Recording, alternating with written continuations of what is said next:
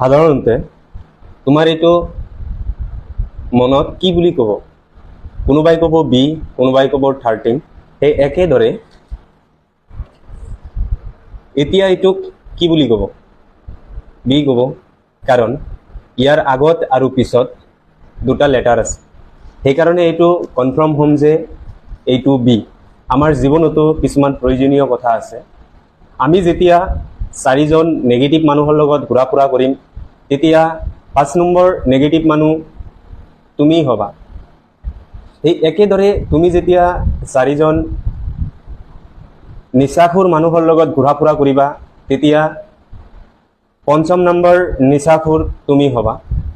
ইয়াৰে ওলোটা, যেতিয়া তুমি 4জন পজিটিভ এণ্ড ইণ্টেলিজেণ্ট মানুহৰ লগত ঘূৰা ফুৰা কৰিবা, তো 5ম নম্বৰ পজিটিভ মানুহ, ইণ্টেলিজেণ্ট মানুহ তুমি হ'বা।